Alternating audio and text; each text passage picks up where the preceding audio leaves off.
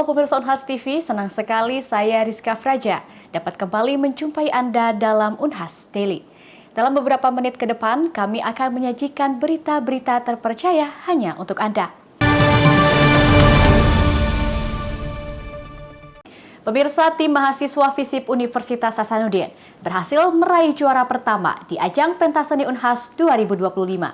Tari Lempesara yang mereka tampilkan mengajak penonton merenungkan kembali hubungan manusia dengan alam. Berikut liputan selengkapnya untuk Anda. Pentas seni Universitas Hasanuddin digelar di Baruga Andi Pangeran Petarani, Kampus Unhas Tamalan Rea, Jumat 25 April 2025 dengan mempertandingkan 11 cabang seni. Pentas seni tahun ini mengusung tema ruang rasa, menjelajahi emosi melalui harmoni suara, gerak, dan aksara. Salah satu kategori yang diperlombakan adalah tari kontemporer.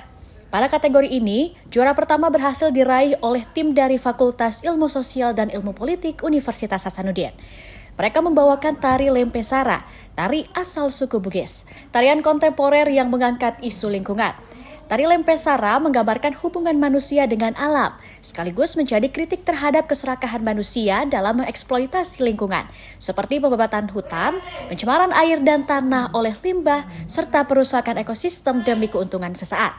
Tarian ini dibawakan oleh 4 mahasiswa-mahasiswi dari program studi ilmu komunikasi dan hubungan internasional FISIP Unhas, yakni Muhammad Reski Pratama, Andi Syakirah Nariswari Musran, Nur Alam, dan Selvia Virginia Elma.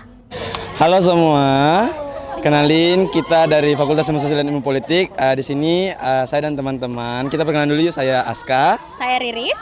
Saya Nur Alam. Saya Selvia Virginia Elma Igin. Oke, jadi tadi kita menampilkan tarian yang berjudul Tari Lempesara. Nah, secara harfiah Lempesara itu berasal dari bahasa Bugis. Lempe artinya banjir, yang sara itu merupakan perasaan terkait dengan kepedulian. Jadi tarian ini menceritakan terkait dengan bagaimana manusia berdinamika dengan suatu lingkungan. Dan juga dengan sifat keserakannya manusia dan ketamakan manusia yang memang ini tidak terlepas dari sifat manusia itu sendiri. Iya, betul sekali. Dan juga tarian ini kita memberikan awareness kepada seluruh teman-teman untuk kembali lagi peduli dengan lingkungan, dan sadar akan lingkungan. Karena lingkungan itu bukan hanya kita yang nikmati, tapi generasi yang akan datang juga. Dengan berlatih penuh selama 1 minggu sebelum malam puncak, mereka mempelajari gerakan dari nol dengan latihan yang konsisten hingga akhirnya tampil percaya diri di atas panggung. Melalui tari Lempesara, mereka berharap pesan kepedulian terhadap budaya dan lingkungan bisa semakin menggema, terutama di kalangan generasi muda. Zahra Sabita Suceng, Rizka Fraja, Unhas TV. Pemirsa, Bupati Sidenreng Rapang, Syaharudin Alrif, menargetkan Kabupaten Sidrap menjadi lumbung pangan nasional. Di 150 hari kerja, Bupati Syaharudin Alrif menargetkan peningkatan target produksi padi menjadi 8.000 ton per tahun. Dari 150 hari menjabat, Bupati Sidenreng Rapang Syaharudin Alrif terus memacu langkah pembangunan daerah dengan fokus utama pada penguatan sektor pangan dan pelayanan publik. Ia ingin program-program yang digagas tidak hanya janji kampanye, tetapi menunjukkan wujud nyata di lapangan. Di sektor pangan, Sidrap menargetkan diri sebagai salah satu kekuatan utama dalam mendukung ketahanan pangan nasional. Dari angka produksi padi yang sebelumnya berkisar 480.000 ton per tahun, kini target ambisius sebesar 800.000 ton dicanangkan.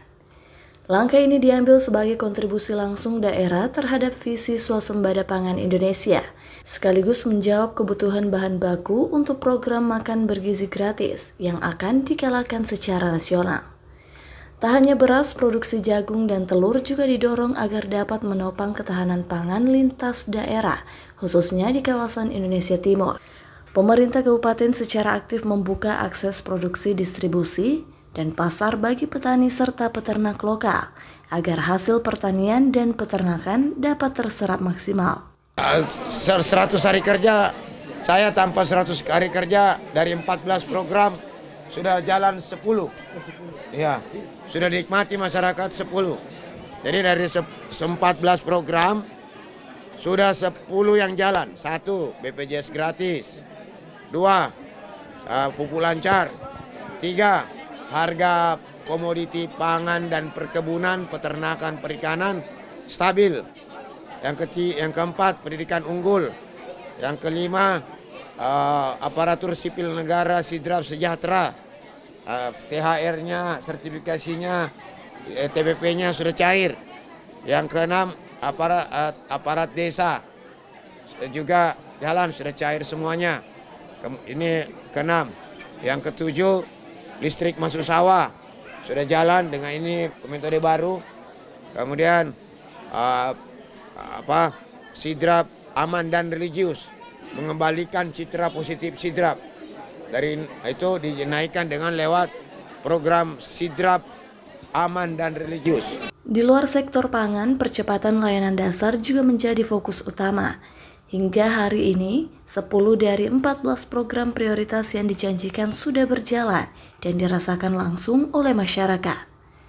Mulai dari layanan BPJS gratis, distribusi pupuk yang semakin lancar, hingga kestabilan harga komoditas pangan dan perkebunan menjadi bagian dari upaya menjawab kebutuhan warga. Sektor pendidikan dan kesejahteraan aparatur pun tak luput dari perhatian. Bupati memastikan tunjangan kinerja atau THR hingga sertifikasi guru dan aparatur desa telah dicairkan sebagai bentuk komitmen terhadap peningkatan kualitas birokrasi dan layanan publik. Juga inovasi seperti program listrik masuk sawah dengan metode baru menjadi bagian dari dukungan terhadap modernisasi sektor pertanian. Program unggulan lain yang mendapat perhatian adalah penguatan citra sidrap sebagai daerah aman dan religius. Di bidang ekonomi, penguatan UMKM menjadi langkah penting dalam mendorong pertumbuhan dari bawah. Fasilitasi permodalan, pelatihan, dan akses pasar menjadi perhatian agar sektor usaha mikro mampu bertahan dan berkembang di tengah tantangan zaman. Rahmatia, Unhas TV. Pemirsa, apakah kamu sering merasakan nyeri atau spasme pada otot pundak setelah duduk lama dengan posisi yang tidak tepat? Namun itu tak melulu terkait dengan forward head posture, kondisi di mana kepala berada di depan garis vertikal tubuh. Nyatanya, hubungan ini lebih kompleks daripada nyeri pada pundak dan spasme otot. Seperti apa ini terjadi? Simak liputan berikut ini. Forward head posture atau FHP adalah posisi kepala yang maju dari tubuh yang seringkali dihubungkan dengan keluhan nyeri pada pundak dan spasme otot. Namun, apakah benar FHP mempengaruhi tingkat kejadian spasme otot pada pundak? Menurut Irianto SFT Fisiof MKes, Ketua Program Studi Profesi Fisioterapi, Fakultas Keperawatan Unhas, hubungan antara FHP dengan spasme otot pundak ternyata tidak sekuat yang dibayangkan. Ia menjelaskan bahwa ada faktor lain yang lebih dominan dalam menyebabkan nyeri otot, yakni jenis otot yang terlibat dalam postur tubuh. Fisioanto menyebut, jika beberapa otot berfungsi sebagai postural muscle yang berperan menjaga stabilitas tubuh, sementara yang lain adalah non-postural muscle atau otot fasik yang lebih terlibat dalam gerakan. Meskipun FHP terjadi, spasme atau nyeri otot pada pundak lebih dipengaruhi oleh postur tubuh yang buruk dan durasi waktu yang lama dalam posisi yang salah. Karena memang perlu kita ketahui kenapa sebenarnya rendah hubungan antara FHP ini dengan angka kejadian misalnya keluhan spasme atau nyeri pada upper trapezius, otot bagian atas itu pundak, karena ya sebenarnya kita juga harus balik lihat bahwa ada beberapa otot di tubuh ini yang memang diciptakan itu didesain untuk sebagai otot postural. Jadi berbicara tentang itu sebenarnya agak cukup panjang bahwa ada postural muscle, ada juga non postural atau otot fasik. Nah, sebenarnya yang nanti orang biasanya keluhkan itu ketika otot fasiknya itu yang digunakan atau diposisikan. Makanya tadi kenapa soal durasi tidak menjadi masalah ketika posturnya itu baik, tapi ketika postur kerjanya itu buruk, ya itu akan mempengaruhi. Karena tadi ketika misalnya otot yang non postural dibuat bekerja, maka memang dengan sangat cepat otot tersebut akan mengalami yang namanya spasme atau dalam hal ini ketegangan yang tentunya memunculkan rasa nyeri seperti itu.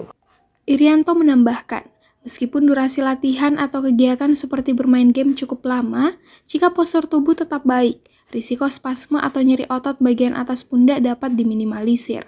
Penting untuk selalu memperhatikan postur tubuh saat duduk atau beraktivitas, agar otot postural bekerja dengan efektif dan tidak menyebabkan ketegangan pada otot non-postural.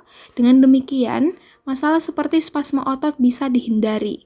Feni Septiani Samuel, Unhas TV. Pemirsa, para pedagang turut meramaikan kejuaraan berkuda dan memanah Piala Rektor Unhas 2025 dengan membuka stand menjajakan aneka makanan dan minuman. Bahkan salah seorang pedagang mampu meraih penjualan 3 juta rupiah di hari pertama kejuaraan. Berikut informasinya untuk Anda.